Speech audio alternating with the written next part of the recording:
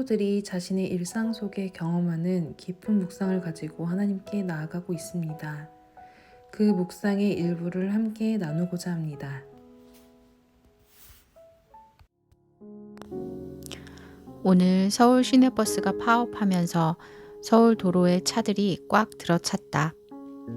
이대에 10시까지 가기로 했는데 차가 워낙 막혀서 30분이나 늦게 도착하였다. 도착하자마자 죄송합니다 꾸벅거리며 오전 일정을 정신없이 치러나갔다. 오전부터 순탄치 못하다 생각했는데 오후에 다른 일정이 있어서 뒤늦게 합류하였더니 왜 안 좋은 예감은 들어맞을까 싶을 정도로 자잘자잘한 이슈들이 생겨나기 시작했다. 담당자와 소통도 제대로 안 되고 막무가내로 의사결정이 이루어지니 답답하기도 하고 화도 났다. 저절로 인상이 찌푸려졌다. 그때 그 순간만큼은 하나님이 생각이 나지 않았다. 묵상일기를 쓰는 지금에서야 이런 내 자신을 되돌아보게 된다. 구분되는 삶을 살아야지. 예수 그리스도의 희생으로 내가 이 자리에 있는 것임을 잊지 않길 스스로 다짐하며 하루를 마무리하려고 한다. 오늘 우리가 나눌 말씀은 사사기 21장 1절부터 7절까지입니다. 이스라엘 사람들이 미스바에서 맹세하여 이르기를 우리 중에 누구든지 딸을 베냐민 사람에게 아내로 주지 아니하리라 하였더라. 백성이 베델에 이르러 거기서 저녁까지 하나님 앞에 앉아서 큰 소리로 울며 이르되 이스라엘의 하나님 여호와여 어찌하여 이스라엘에 이런 일이 생겨서 오늘 이스라엘 중에 한 지파가 없어지게 하시나이까 하더니 이튿날에 백성이 일찍이 일어나 거기에 한 제단을 쌓고 번제와 화목제를 드렸더라. 이스라엘 자손이 이르되 이스라엘 온 지파 중에 총회와 함께하여 여호와 앞에 올라오지 아니한 자가 누구냐 하니 이는 그들이 크게 맹세하기를 미스바에 와서 여호와 앞에 이르지 아니하는 자는 반드시 죽일 것이라 하였음이라. 이스라엘 자손이 그들의 형제 베냐민을 위하여 뉘우쳐 이르되 오늘 이스라엘 중에 한 지파가 끊어졌도다. 그 남은 자들에게 우리가 어떻게 하면 아내를 얻게 하리요?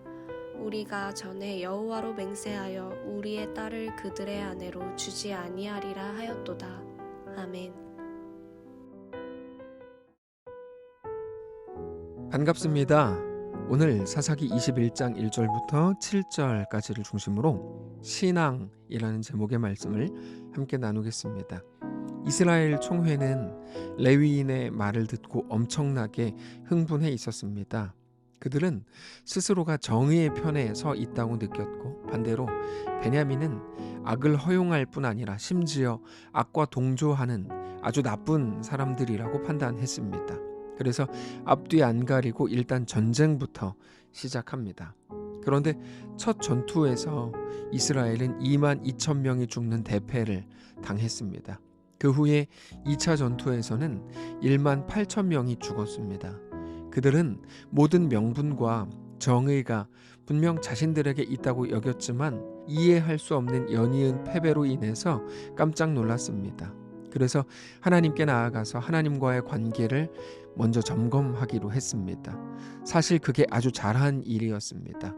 그래서 전쟁, 분노, 흥분, 복수 이런 것들이 이제까지 그들이 집중하는 내용들이었다면 이제는 하나님과의 관계, 회복, 예배, 눈물 이런 것들로 그 중심축이 옮겨지는 계기가 되었습니다. 그리고 나서 베냐민을 다시 공격했습니다. 베냐민은 여전히 자기들이 가진 용사들, 특별히 물매로 모든 것을 명중할 수 있는 매우 특수한 왼손잡이 부대를 완전히 신뢰하고 있었습니다. 그래서 이미 앞선 2번의 전투에서 승리했기 때문에 3번째 전투에서도 큰 변수가 없다면 당연히 승리할 수 있을 거라고 생각했습니다. 사실 그들이 믿던 왼손잡이 특수부대로 인해서 그렇게 당당하게 기브아의 불량배들을 내주지 않을 수 있었던 것입니다. 그러나 그들이 믿던 그들의 무기, 실력, 전투력, 특수부대 이런 모든 것들이 단번에 무너졌습니다. 하나님이 그들을 치셨기 때문입니다. 그렇게 베냐민의 용사들 2만 5천 명이 죽었고 매우 소수만이 살아남았습니다. 자, 이스라엘은 한 레위인의 복수를 대신 해주는 것이 그 목적이었고 그렇게 볼 때 그것을 이미 이루었습니다. 그런데 사실 모든 사람들로부터 설명을 들은 것도 아니었고 그저 레위인 한 사람으로부터 일방적인 진술을 듣고 행한 일이라고 하기에는 너무 심하게 베냐민을 진멸했습니다. 그들은 이미 베냐민에게 패배했던 1, 2차 전투 이후에 하나님께 나아가서 죄를 고백하고 하나님과의 관계를 회복했었습니다. 하나님과의 관계의 회복은 자신의 죄인됨과 하나님의 은혜를 고백하는 것으로 이루어집니다. 하나님과의 관계는 항상 그런 방식으로 이루어집니다. 그래서 자기의 죄를 짐승에게 전가시켜서 자기가 자기의 죄에 대해 죽는다는 고백과 함께 번제와 화목제를 드립니다. 그러니까 하나님 앞에서의 자기의 죄인 된 것과 하나님의 은혜로 자기가 살았다는 것을 고백한 거죠. 그리고 나서 베냐민을 응징한 겁니다. 그러니까 어떻게 보면 그것으로부터 이미 앞뒤가 맞지 않는 일이 일어난 겁니다. 베냐민의 죄에 대해서 막 흥분하면서 베냐민 지파를 단번에 진멸했죠. 그 자체만으로도 이미 앞뒤가 안 맞는 행동을 한 건데 자기는 하나님께 죄를 고백하고 그렇게 용서받았으면서 그 후에 곧바로 상대의 죄를 지적하면서 그 죄를 진멸하고 있는 거니까요. 그런데 그때의 전투에서는 하나님께서 승리하게 하셨습니다. 그러면 이미 그걸로 충분합니다. 그런데 오늘 본문을 보면 이스라엘의 흥분이 쉽게 가라앉지 않았습니다. 베냐민의 용사 2만 5천 명이나 진멸했던 이스라엘은 이번에는 남은 사람들까지도 다 씨를 말려버리려고 했습니다. 누구라도 베냐민 남자와 결혼할 수 없게 하겠다고 하는 그 맹세를 진행했죠. 1절입니다. 이스라엘 사람들이 미스바에서 맹세하여 이르기를 우리 중에 누구든지 딸을 베냐민 사람에게 아내로 주지 아니하리라 하였더라. 여러분 요한복음 8장을 보면 사람들이 간음하다가 현장에서 잡은 이 여자를 예수님께 끌고 옵니다. 그리고는 이 여자를 죽일지 말지 예수님께 물어봅니다. 물론 그들은 예수님을 시험하고 수렁에 빠뜨리기 위해서 그런 상황을 만든 겁니다. 예수님께서는 죄 없는 자가 먼저 돌로 치라라고 말씀하셨고 그때 모든 사람들이 돌을 내려놓고 하나 둘씩 떠나갔습니다. 어떻게 그럴 수 있었을까요?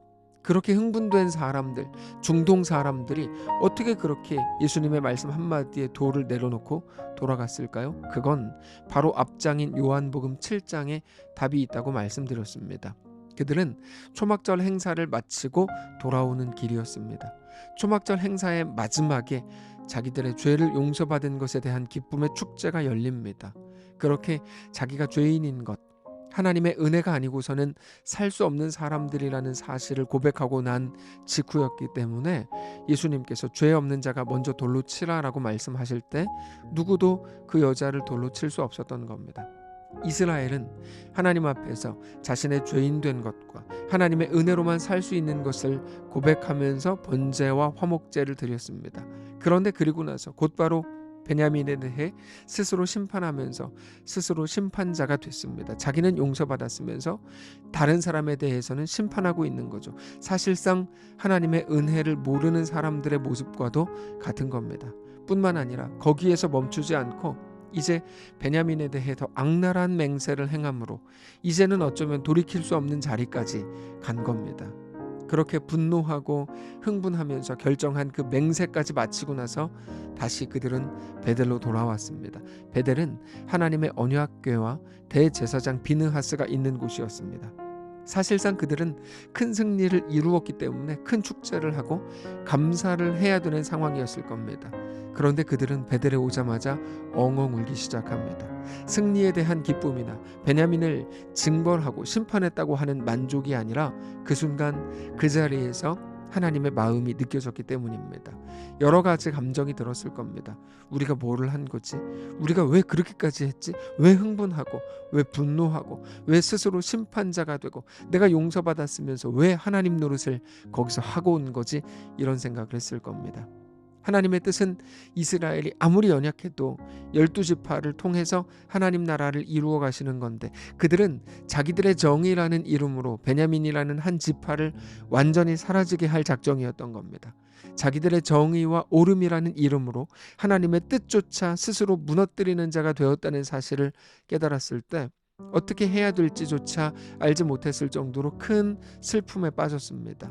다시금 하나님께 나아가서 자기의 죄인됨과 하나님의 은혜가 아니면 살 수 없는 존재임을 깨닫고 고백합니다. 그렇게 제단을 쌓고 번제와 화목제를 드렸습니다. 여러분, 우리는 기독교 신앙이 무엇인지 알아야 합니다. 기독교 신앙은 우리의 열심으로 하나님을 감동시켜서 우리가 원하는 것을 얻어내는 게 아닙니다. 그건 종교에 불과한 거지 신앙이 아니기 때문입니다. 내 열심, 내 공로, 나의 잘함, 내 정의, 내 옳음으로 세상을 아름답게 하는 게 기독교 신앙이 아닙니다. 신앙은 우리가 믿는 하나님의 열심, 내 열심이 아니라 내 잘함이 아니라 하나님의 신실하심, 하나님의 은혜, 하나님의 붙드심과 하나님의 이끄심, 하나님의 용서와 하나님의 의지로 자격 없는 내가 용서받고 구원 얻었음을 알고 고백하는 겁니다. 그 믿음으로 우리에게 주어진 모든 현실, 우리 연약함과 우리의 죄성뿐 아니라 우리 앞에 있는 모든 홍해까지도 넉넉히 걷는 겁니다. 그 속에서도 하나님은 나의 왕이다, 하나님은 나의 전부다, 하나님은 나의 유일한 생명이고 나의 소망이고 구원자다라고 고백하는 것, 그것이 기독교 신앙입니다. 그렇게 볼 때 우리의 흑역사, 우리의 부끄러움은 언제나 내가 살아있을 때, 내가 살아서 내 정의, 내 옳음을 주장하고 그것을 가지고 사람들을 선동하고 그렇게 스스로가 옳음의 중심에 서려고 하고 그렇게 내가 생각하는 정의를 실현하려고 하는 모든 것이 우리의 부끄러움과 우리의 흑역사가 되는 겁니다. 우리는 매일 매순간 나의 죄인됨과 오직 하나님의 은혜로만 살 길을 얻었음을 고백해야 합니다. 내가 살아서 날뛰지 않도록 해야 합니다. 나는 십자가 아래에 죽고 오직 예수만 내 안에 사시기를 간구해야 합니다. 그래서 죽음에서 나를 살리신 우리 하나님을 믿음으로 모든 광야와 홍해 앞에서도 담대하게 걸어야 합니다. 나의 실력이 아닌, 나의 열심이 아닌 오직 하나님의 은혜를 구해야 합니다. 그렇게 온전한 신자, 온전한 성도로 서야 합니다. 사랑하는 성도 여러분, 오늘 또다시 신자가 되십시오. 성도가 되십시오. 나의 도덕적 완전함이나 종교적 열심이 우리를 살리는 게 아니라 오직 하나님의 은혜만 우리를 살게 하는 것을 깨달아 오늘 또다시 하나님 앞에 나아가 엎드리고 그렇게 우리 하나님을 사랑하는 거룩한 성도들 되시기를 원합니다. 기도하겠습니다. 하나님, 내가 살아서 내 정의가 앞서서 다른 사람들의 잘못과 그들의 죄를 지적하고 그렇게 세상을 아름답게 하는 게 내 사명이라고 생각했던 우리를 불쌍히 여기시고 다만 하나님 앞에 내가 나아가 나의 죄인됨과 하나님의 은혜만 나를 살게 하는 것을 정직히 고백하는 진정한 신자들, 온전한 성도들로 다 세워질 수 있도록 인도하시옵소서. 나는 십자가 아래에 들어가 죽고 오직 내 안에 예수가 사시기를 간구하는 우리의 오늘이 되기를 원합니다. 성령님 함께 하셔서 깨닫게 하시고 가르치시고 다시금 주 앞에 엎드리는 우리 모두가 되게 하시옵소서. 오늘 우리의 주인 되신 살아계신 예수님의 이름으로 기도합니다. 아멘. 사랑하는 성도 여러분, 하나님께서 오늘 하루를 우리에게 허락하셨습니다. 믿음으로 우리 주께 나아가시기를 원하고 어떤 자리, 어떤 형편 속에서도 하나님을 뜨겁게 사랑하고 우리 하나님과 믿음으로 동행하는 귀한 날 되시기 바랍니다.